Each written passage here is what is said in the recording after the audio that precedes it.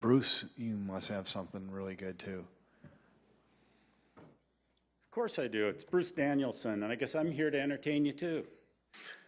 Good evening. Welcome to the Monday, February 4, 2019 City Council meeting. We will begin this evening's meeting by reading our roll. Clerk, please read the roll. Council members Erickson. Here. Kiley. Here. Neitzert. Here. Selberg. Sale. Here. Starr. Staley. Brecky. Here. All right. It's my honor to have Pastor Daniel Bruns here to give our invocation. Pastor Bruns is with City Church, new church, but he and I actually have a long history. He's a great guy. He did some chaplaincy work at my company in the private sector, and he's a good guy who doesn't look like a pastor. He walked in, and Tom's like, "Where's the pastor?" I'm like, "Oh, he's right here." So we're honored to have you here. We'll rise, he'll give the invocation, and then stay standing for the Pledge of Allegiance, please. Pray with me. This is from Psalm 90, verse 17. Let the favor of the Lord our God be upon us, and establish the work of our hands upon us. Yes, establish the work of our hands. God, I pray that you would give us a sense of unity as we all love this city. I pray that there would be just a shared common consensus of a love for this city, and the decisions and conversations and all the ideas that get shared. We pray that you would give us a sense of that shared common bond, that all of our agendas, whether they're hidden or public, that we would be able to lay them aside for your common good. God, we also pray for love to be a marker of everything that is spoken and discussed. God, that there would be a love not just for people in this room, in our conversations, but also a love for the people that don't have a voice and can't speak in these meetings. God, I pray that you would give each member and each member of the council and each member of the people out in the public to be a voice for the voiceless, for those that are helpless. This is a part of our mandate that you've given us as image-bearing people on this earth. And God, we also pray for boldness, that in a spirit of love, that people could share boldly what they feel is right for this city, and that out of respect and out of civility, those conversations would guide us towards truth and guide us towards order and justice for all. We pray these things in the name of Jesus. Amen. Amen. I pledge allegiance to the flag of the United States of America and to the republic for which it stands, one nation, under God, indivisible, with liberty and justice for all.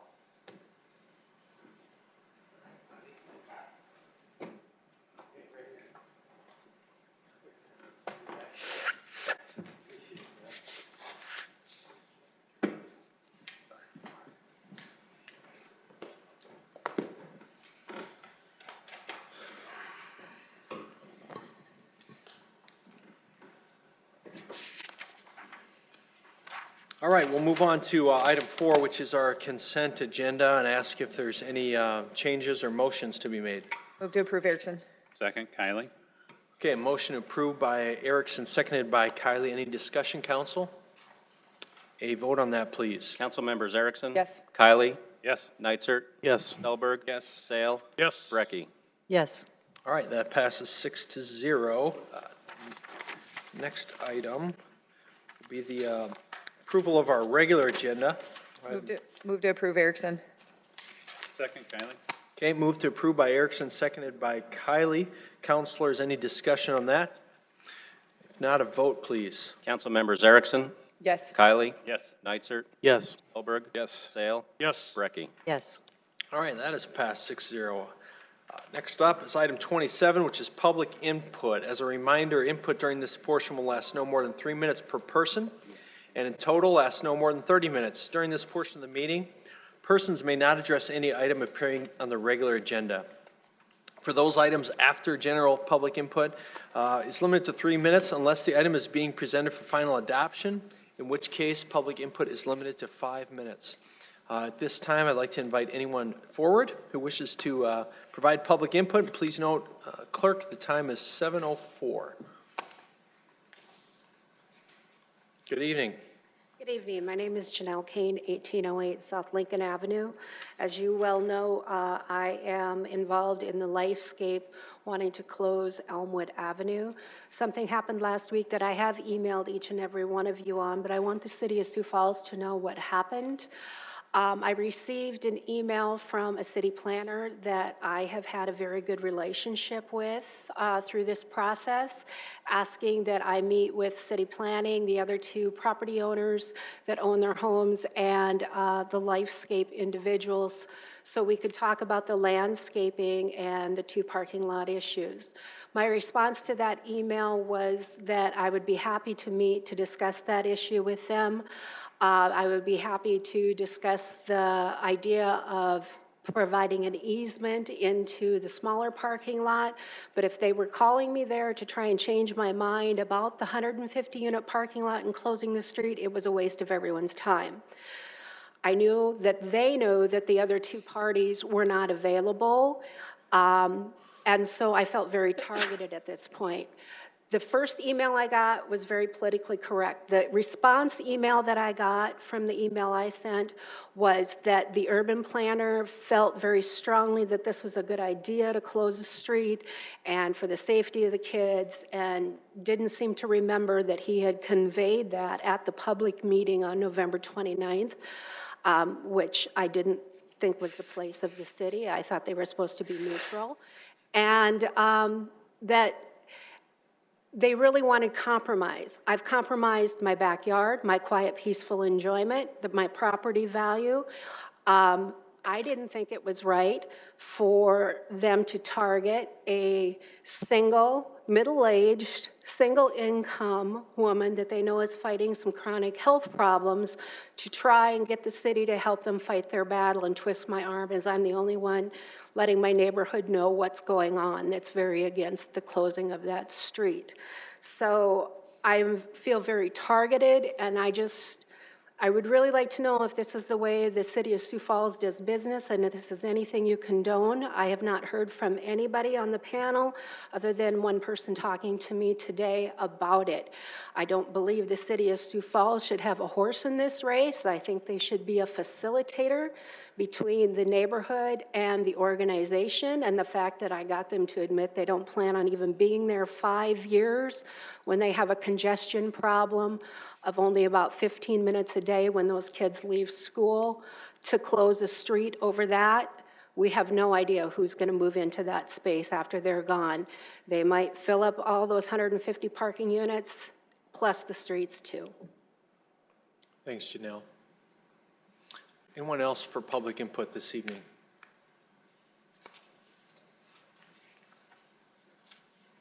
Good evening. Good evening, Mayor, council members. My name is Robert Garrigan. I too live in the neighborhood that's being affected by Elmwood Avenue's closure, or the requested closure. I believe we should maintain that as a functioning public street. Many of the neighbors I've spoke to are rather surprised and disappointed to see this issue back in front of the council. I reviewed the documentation for the closure issue, looking at their sign today. There was a sign on the south part of the area affected, and it was on the Lifescape building side. The wind had blown, bent the side, it bent the sign in half, and all you could see was two sides of white and a little bit of green in the middle. They did have a better sign on the other side. So it's caught many of us by surprise. I'd like to address 2 points. Elmwood is the only north-south artery that goes completely through between 33rd and 26th. It is a wide street, and it is built to carry traffic. Closing this street, you're going to push everything on Lincoln in that area. I live off Lincoln on 29th. Lincoln's not built to carry that. There's a dogleg in that street towards the south of 26th. I know, because I had to go dig one of my neighbor boys out of that one time when he got a little too energetic and wound up in a snowbank. It's also meets 26 at a downhill slope. It's icy. It also has a lot of gravel. When the gravel the city lays on it washes down with the spring rains. So it's sort of a problematic intersection there for all the increased traffic that might show that up there. Elmwood's a good street, point number one. Point number two, this is a residential area. I think the whole big block between 26, 28, Elmwood and Lincoln is at risk. 2 rental houses on there already. I don't know who owns them. They're not well maintained by their owners. There is a belief amongst my neighbors that we like living there. We like the residential look. We don't want to surrender the whole area over to a new organizational industrial base for the Lifescape people. They've got a parking lot. Good. Let's keep our street. Let's maintain this as a residential area, keep the houses in there. Thank you very much. Thanks, Robert.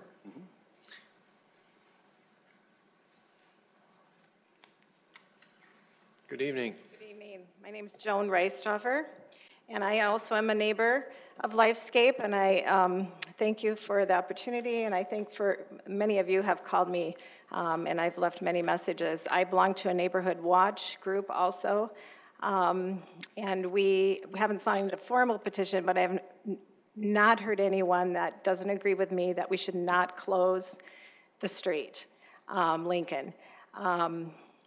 Or excuse me, Elmwood. It is, as Robert said, a major thoroughfare. I work at the VA hospital, and Lifescape leased parking for 20 plus years. You probably know more of the facts than I do. It was a contract.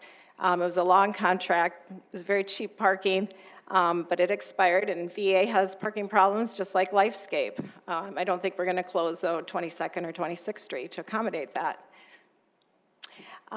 So, you know, we're a residential area. I expect us to preserve our neighborhood, which I know I've read many of that from yourselves, that's kind of your motto, has been. So I hope you can stick to that motto. And it's a beautiful neighborhood. I don't understand why, as a residential area, that we are responsible for private business parking. Seems to me it should have never got to this point, but that's just my position.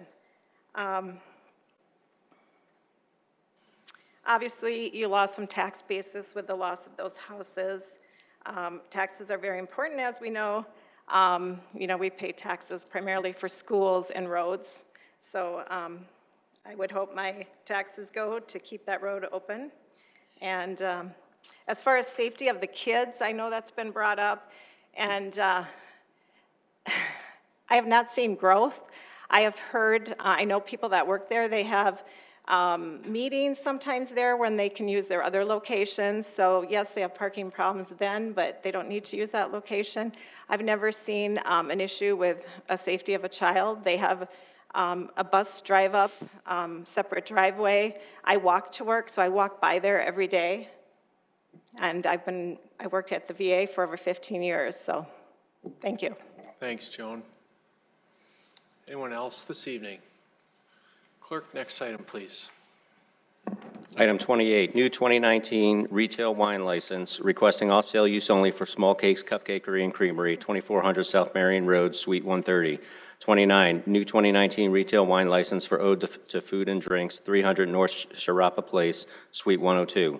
Item 30, transfer of 2019 retail wine and cider and 2018-19 retail malt beverage and South Dakota Farm licenses from Bros Brasserie Americano to Fernson Tap House LLC, 332-334 South Phillips Avenue, pending final inspection per health.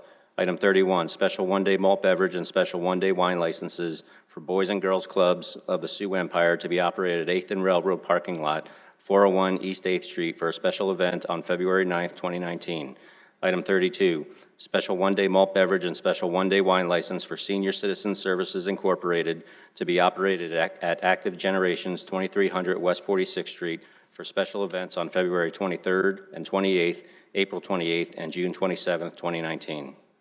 Good evening, Jamie. Good evening, Jamie Palmer with licensing. I'm here to answer any questions on items 28 through 32. I do want to just point out item 28 is a cupcakery and creamery business, and they are requesting off-sale only for that. They plan to add wine to little gift boxes of cupcakes and wine, and they will likely sell wine by the bottle to go in their store as well. So I just wanted to clarify that in case there were any questions. Thanks, Jamie. Anyone from the public like to speak on any of those items? Council, you have any questions for Jamie tonight? Move to approve. Second, Selberg. Okay, motion approved by Councilor Kiley, seconded by Selberg. Discussion, Council? Okay, vote on this, please. Council members Erickson? Yes. Kylie? Yes. Nitzert? Yes. Selberg? Yes. Sale? Yes. Recky? Yes.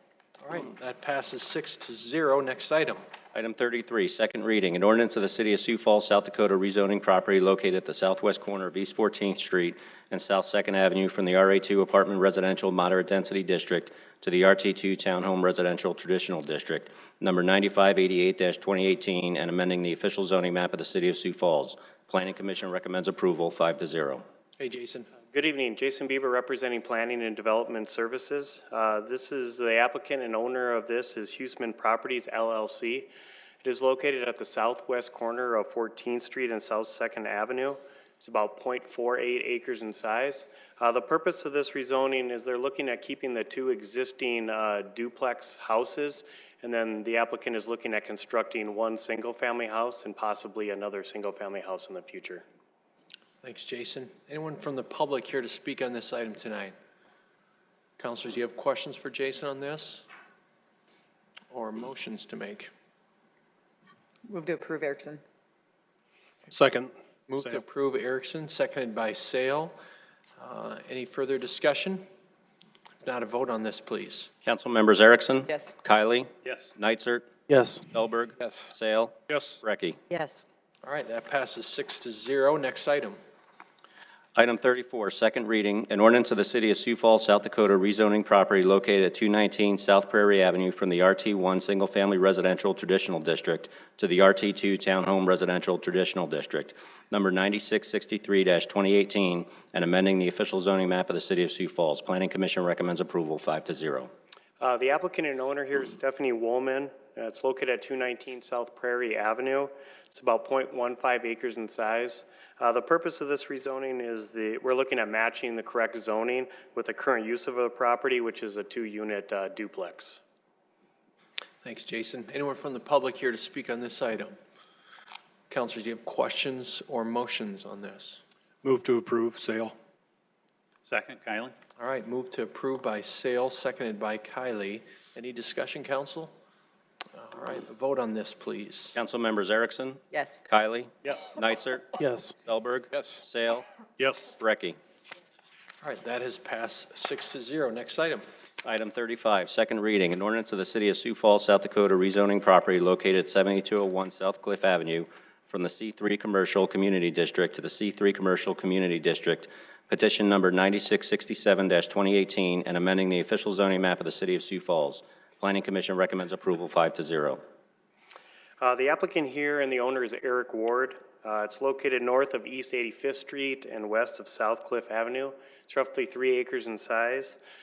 This one may look a little familiar. It came before you back in July with a request to rezone, and we did have a cap on the size of the building at 35,000 square feet. As the applicant got along with more construction phases, they did decide to construct a mezzanine within the existing footprint of the building, and that actually raised the square footage to 38,000, and so that's why we're back before you again to request a rezoning with a condition to max it out at 45,000 square feet for the building. Thanks, Jason. Anyone from the public wish to speak on this item tonight? Councilors, you have questions for Jason. Councilor Nitzert. Jason, would you like me to make the motion including the verbiage of that condition?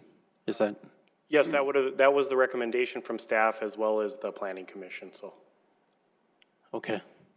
You can just make sure I get it right. I'll just state it for the record. The maximum building size of 45,000 square feet is the recommended condition. Okay, sounds good. Any other questions for Jason? Okay, look for a motion on this. Counselor Neitzer. I will make a motion to approve with the condition that the maximum building size in the RE4 form be limited to 45,000 square feet. Second, Erickson. All right, motion by Counselor Neitzer, seconded by Erickson. Further discussion, council? A vote on this, please. Council members Erickson? Yes. Kylie? Yes. Neitzer? Yes. Selberg? Yes. Sale? Yes. Brecky? Yes. All right, that passes 6-0. Item 36. Item 36, second reading, an ordinance of the City of Sioux Falls, South Dakota, rezoning property located at 4401 West 62nd Street from the I-1 Light Industrial District to the I-2 Heavy Industrial District, number 9703-2018, and amending the official zoning map of the City of Sioux Falls. Planning Commission recommends approval 5-0. The owner of this property is Glambia. It's located northeast of the Walmart at 60th and North Marion Street. It's roughly 10 acres in size. The purpose of this rezoning is we're looking at matching the correct zoning, which should be I-2, for the current use of the property, which is a seed processing plant. Thanks, Jason. Anyone from the public here to speak on this tonight? Councilors, do you have questions for Jason on this? Can I get a motion on this item? Move approval. Second. Okay, move to approve Selberg, seconded by Sale. Any further discussion? A vote, please. Council members Erickson? Yes. Kylie? Yes. Neitzer? Yes. Selberg? Sale? Yes. Brecky? Yes. That passes 6-0. Item 37. Second reading, an ordinance of the City of Sioux Falls, South Dakota, rezoning property located at 2301 East 60th Street North from the I-1 Light Industrial District to the S2 Institutional Campus Plan Unit Development District, petition number 9710-2018, and amending the official zoning map of the City of Sioux Falls. Planning Commission recommends approval 5-0. The applicant and owner here is Sanford Health. It's located at the southwest corner of 60th Street North and I-229.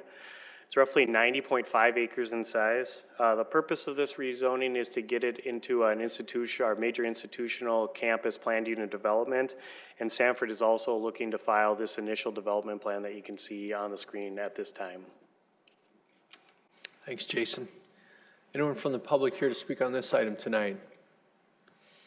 Councilors, do you have questions for Jason on this one? Move approval, Erickson. Second, Kylie. All right, a motion approved by Erickson, seconded by Kylie. Discussion, council.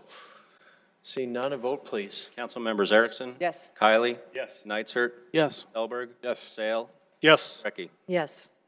That passes 6-0. Next item. Item 38, second reading, an ordinance of the City of Sioux Falls, South Dakota, rezoning property located at 5101 West 5th Street from the RS Single Family Residential Suburban District to the CN Conservation District, number 9711-2018, and amending the official zoning map of the City of Sioux Falls. Planning Commission recommends approval 5-0. The applicant and owner here is the City of Sioux Falls. It's located going to be just south of the new Banquet West facility. It's roughly 3.46 acres in size. The purpose of this rezoning is to match the correct zoning with the current use, which is a city-owned detention area. Thanks, Jason. Anyone from the public here to speak on this item? Questions for Jason, council? Move approval, Erickson. Second. All right, move to approve by Erickson, seconded by Sale. Any discussion? A vote, please. Council members Erickson? Yes. Kylie? Yes. Neitzer? Yes. Selberg? Yes. Sale? Yes. Brecky? Yes. All right, that passes 6-0. Item 39. Second reading, an ordinance of the City of Sioux Falls, South Dakota, rezoning property located at 8109 to 8217 West 41st Street from the RR Single Family Residential Rural District to the CN Conservation District, number 9716-2018, and amending the official zoning map of the City of Sioux Falls. Planning Commission recommends approval 5-0. This is another request by the City of Sioux Falls. It's located at 8109 and 8217 West 41st Street, just east of the Ellis Road. It's roughly 2.45 acres in size, and this is the same request as what we did before. We're just correcting the zoning to get it correct with the current use, which is a detention area for the city. Thanks, Jason. Anyone from the public here to speak on this tonight? Councilors, questions for Jason or motions to make? Move to approve. Second. Move to approve, Kylie, seconded by Sale. Any discussion? A vote, please. Council members Erickson? Yes. Kylie? Yes. Neitzer? Yes. Selberg? Yes. Sale? Yes. Brecky? Yes. That passes 6-0. Next item. Item 40, second reading, an ordinance of the City of Sioux Falls, South Dakota, amending the Code of Ordinances of the city by amending Chapter 32, Audit Committee. Mr. Mayor, Counselor Neitzer. thank you, and thank you for the audience that stuck around for this. Very exciting. This ordinance is a product of a deliberative process that has taken place over the last several months. In this time of transition, it was a perfect opportunity and a necessary step to review the Audit Division mission, authority, and purpose. First, we established the need for an Audit Division. The Audit Division of the City Council was created many years ago, so it was a necessary step to revisit the purpose of internal audit and if the original intent behind its creation is still valid today. Not only is it still valid, but it is more important and critical than ever. An organization as big as the City of Sioux Falls needs to have a system of internal controls and a dedicated internal audit function to ensure those internal controls are functioning. Internal audit is not just about finding waste, fraud, and abuse. Obviously, if and where it exists, an audit function should find it. However, this should be rare. After all, if an organization's internal audit function routinely found any of those, it would be a huge red flag indicating an extremely dysfunctional organization. The benefit of an internal audit function go well beyond finding problems after they happen. In the best case, they help an organization be more efficient, and they help organizations put in place the internal controls that will minimize the risk that fraud and abuse can happen in the first place.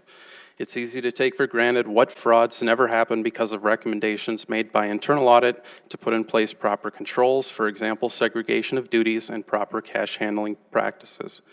In addition, an internal audit function has a deterrent effect, as those in the organization know there is a cop on the beat and will know that they may be audited at any point. All of those are important components and values the internal audit provides. An internal audit function needs to be organizationally independent of the entity that it is auditing. It's important to note that simply means that the chief executive must not be able to terminate them. This gives them their independence to report any findings in an audit without fear of reprisal. The internal auditors need to report to a separate governing body, in our case the Audit Committee, and ultimately to the City Council. However, in any organization, including the City of Sioux Falls, they are part of the organization in every other way. They are city employees, and they are here to be a key resource for the administration. They're here to provide consulting for the administration. They're here to help our administration function more efficiently, and they are here to help the administration put in place the proper internal controls so frauds don't occur in the first place. Reviewing quickly the major changes to the ordinance, we've added a preamble that sets forth the necessity and the mission. The authority to appoint private citizen audit committee members is returned to the full council, not just the audit chair. The duties of the audit committee have been rewritten and incorporates what's currently in the audit charter. The Office of Internal Audit is established along with the official creation of the appointed officers of the city, the internal audit manager, and one or more internal auditors. The personnel and financial operations of the Audit Division is assigned to the City Council. The ordinance does not dictate mechanically how that happens. That detail belongs in the Council Procedures Manual, and in practice is delegated to the City Council Operations Chair, who is the Vice Chair of the Council, to do so on our behalf. That involves things like approving time off and performing the actual performance reviews of our staff. Certain functions such as hiring and firing would be done by the entire body. Again, the details set forth in a Procedures Manual. The duties and responsibility of the audit manager are now clearly set forth. The audit division is required to meet or exceed international standards for internal auditors. The audit division is given statutory authority to access information necessary for an audit to get cooperation from city staff in relation to an audit. And the limits of their authority is also set forth. For example, they cannot direct city staff except to the extent that they are obtaining information required for an audit. Finally, we state this chapter of our ordinance serves as our audit charter. An audit charter is required by professional standards for internal auditors so that there is a binding document that empowers the auditors and requires management to provide the necessary cooperation. The overall theme here is that we needed to officially designate the Internal Audit Division as a creation of the council who reports to the City Council as a body, not just to one councilor. This is important for accountability, and it also serves to improve the morale and well-being of our audit staff. It has been unclear in the past who they actually report to, how they relate to the entire council organization, and who hires and fires. Lastly, I want to say very clearly to citizens that our internal audit is functioning and very productive at this point. In fact, we got a lot more done in the last 6 months of the year than in the first 6 months of 2018 when we were fully staffed. Audit is hard at work, and assertions to the contrary are completely untrue. We may not have all of our positions filled, but audit is working diligently. Our full-time auditor has grown immensely over the last several months because of training and mentorship we are able to provide for her. Our part-time auditor has over 20 years of experience and has been invaluable. I've spent an enormous amount of time over the last several months as a de facto acting internal audit manager.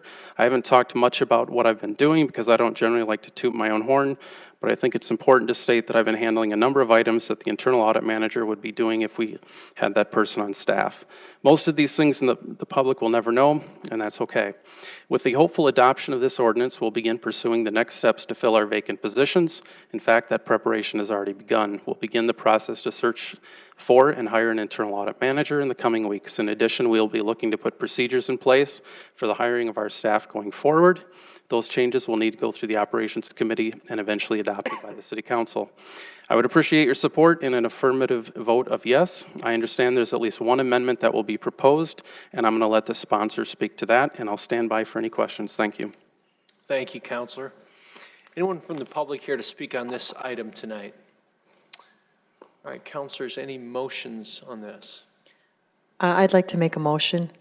I'd like to move that we add language, and I have posted this, so I think everyone has received it, to section 32.023C, at the end of the phrase Code of Ethics of the Institute of Internal Auditors, latest edition, comma, add, and the conflicts of interest of officers and employees set forth in Chapter 35 of this code. So what I'm going to ask for first, Counselor Brecky, is a main motion, and then we'll amend that main motion, because I think we have to take a main motion first. Okay. So I'll ask for that first. I'll make a motion to approve. Neitzer. Second, Kylie. Okay, motion by Neitzer and seconded by Kylie. And now, Counselor Brecky, your motion to amend as stated. Do you want to just restate that then for the record? That we would add under section 32-023 at the end of the last sentence, and the conflicts of interest of officers and employees set forth in Chapter 35 of this code. Thank you, Counselor. Second on that? Second, Erickson. Okay, a motion by Counselor Brecky to make that amendment as stated, seconded by Counselor Erickson. Any discussion on that amendment? I would just like to explain the amendment. When I was reading it, and the requirement was that they, be bound to the Code of Ethics of the Institute of Internal Auditors, I wanted to make sure, because this body, the Office of Internal Audit, is a very unique body in that it's the only committee that is actually, has appointed officials by the City Council, supervised, paid, and hired by the City Council, which makes it somewhat unique. And so when I looked up at our conflicts of interest ordinance that the city employees have to follow, I wanted to make sure that these employees, as unique as they are, being the only ones that really aren't appointed and supervised by the mayor, that it applied to them as well. And when I read the code section 35-025, it says this subchapter applies to city officers and employees, whether appointed, paid, or unpaid, including members of all boards, commissions, and committees of the city. It's a little bit unclear exactly what the Internal Audit Committee is, because as a committee of the city, it's really a committee that's really beholden to the City Council, and it kind of in a unique and independent way. And just because it raised a question, I didn't want there to be any question at all, so I thought it deserved a little clarification. And also, there was a choice. It was the question that I was asked a question whether or not we should put it where I'm putting it here in the audit area, or whether we should, amend section 35 of the ordinances and put it there. I think the place to put it is in the audit area, because that's the place where they're most likely to read it and understand it. And it kind of gets lost, I think, if you put it in the general section. I realize it's kind of highly technical, but I think it's worth doing and making sure that it's just crystal clear, because that would be something I believe the council would want to make sure that our employees, actually are bound by our conflict of interest ordinance. Thank you, Counselor. Any other discussion on that amendment? If not, I'll call for a vote on the amendment, please. Council members Erickson? Yes. Kylie? Yes. Neitzer? Yes. Selberg? Sale? Yes. Brecky? Yes. All right, that passes 6-0. Now we're on to the amended main motion. Any further discussion or amendments on that, Counselor Sale? I'd just like to take a second in the absence of Councilor Staley to point out to the public that this audit committee was put in place because there were certain elected officials that were spending money that they were not legally able to do. And the city council put an audit committee together, and it has helped the city over these past few years. Second point, I'd like to compliment Councilor Neitzer for the enormous amount of work that he's done in the audits, and I've been on here for 9 months. He's a dedicated and conscientious public servant, and I'm very proud to serve with him, and the work that he's put in here will not be known by most of the people, but I commend him for what he's done. Mm-hmm. Yeah, thank you, Councilor. Councilor Erickson. I'll just piggyback on that as well. And really what it does is it makes it easier for all of us. It puts in very specific instructions, very specific, detailed, what we expect of this department. And for that, Councilor Neitzer, and for everyone who provided input, because this was done in collaboration with the help of HR as well, and other counselors served on this, as well as our city clerk. But I know the heavy lifting has been with Councilor Neitzer and all the effort that he has put in. So thank you for that. It makes it easier for all of us in the future, and I'm excited to have this figured out and really moving forward. It was the right thing to do, so thank you for that. All right, I'm going to call for a vote on the amended motion, please. Council members Erickson? Yes. Kiley? Yes. Neitzer? Yes. Selberg? Yes. Dale? Yes. Brecky? Yes. All right, that passes 6-0. Next item. Item 41, a resolution repealing resolution number 11-13, which adopted the internal audit charter as amended. Mr. Mayor. Councilor Neitzer. This resolution repeals our audit charter. With the adoption of the new audit ordinance, the audit charter becomes redundant. Our charter is now located and moved into ordinance. We need to repeal this document, therefore. The audit charter is something that many were not even aware of. Putting this in ordinance makes it more visible and easier to find for all stakeholders, the administration, city council, the audit division, and citizens. I would appreciate your yes vote to repeal the audit charter. Thank you. Thanks, Councilor. Anyone from the public here to speak on this? All right, I'd look for a motion on this item. Move to approve, Neitzer. Second, Kiley? Okay, motion approved by Neitzer, seconded by Kiley. Discussion, council? A vote, please. Council members Erickson? Yes. Kiley? Yes. Neitzer? Yes. Selberg? Dale? Yes. Brecky? Yes. That passes 6-0. Item 42.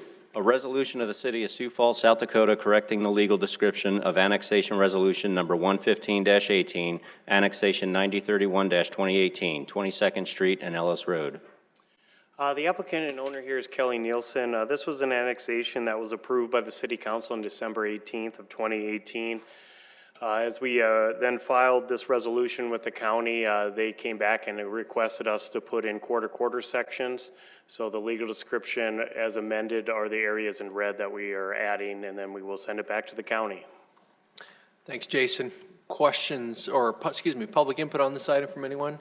Councilors, questions for Jason? Councilor Neitzer? Is a quarter section a quarter section or a 16th of a section? It's a little of everything. So. Okay. I'll move to approve, Neitzer. Second. All right, motion approved by Councilor Neitzer, seconded by Councilor Erickson. Any discussion? All right, a vote on this, please. Council members Erickson? Yes. Kiley? Yes. Neitzer? Yes. Selberg? Yes. Dale? Yes. Brecky? Yes. Passes 6-0. Item 43. A resolution removing uncollectible delinquent accounts from the records. Good evening, Sean. Good evening, Sean Pritchard, Director of Finance. As we close out the fiscal year on an annual basis, we bring forward a resolution identifying items in excess of $5,000 that we deem to be uncollectible by the city. The first two items are court-ordered restitutions. We can still pursue recovery, but we would be taking them off of the financial statements as collectible. The last three items are related to the housing division. They relate to foreclosures or bankruptcies that have occurred that we cannot continue to pursue recovery on those items. Thanks, Sean. Anyone from the public here to speak on this item? Move to approve, Erickson. Second, Kiley? Okay, motion approved, Erickson, seconded by Kiley. Councilor Neitzer. So, Director Pritchard, there's, in public corporations, there's requirements that you got to remove accounts off the books at a certain period, at a certain time, like accounts receivable, because it can essentially inflate your balance sheet and make it look like you have, you know, more assets than you really do. Do we have the same sort of requirement that drives this, or what? Essentially, that's what's occurring here. We're trying to remove items that we believe wouldn't be collectible. We do so on a regular basis, on a monthly basis, for those items that are under $5,000, whether they be receivables through the health department or others. These just happen to be larger ones that we bring forward on an annual basis. And this does absolutely nothing to affect your ability to continue to try to collect, correct? Correct. For those items that we can still legally collect on.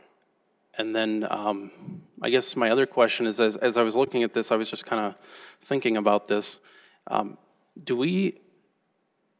So for things like managed facilities, is that something of which that we have to manage, or they take care of managing?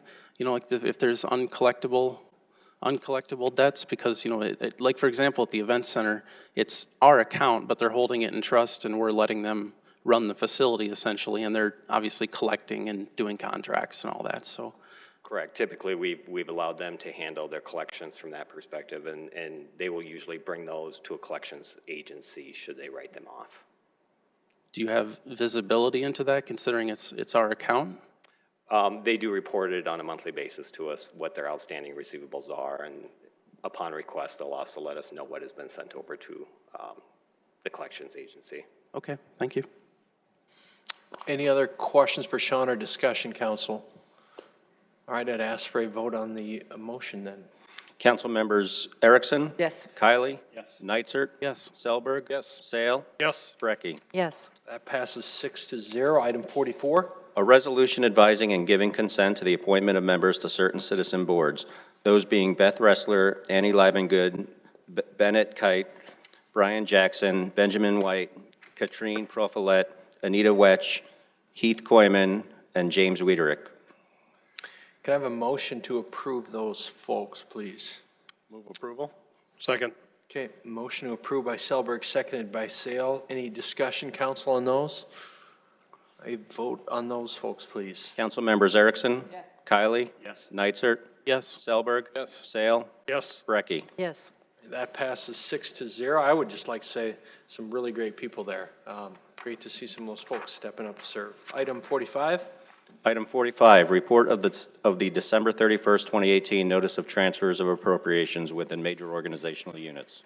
Councilors, any new business or motions? Move to adjourn. Second. Okay, move to adjourn. Erickson, seconded by, I'll give it to Kurt. Seconded by Sale. Can I get all those in favor? Aye. All those opposed, say no. Motion is carried. Meeting is adjourned.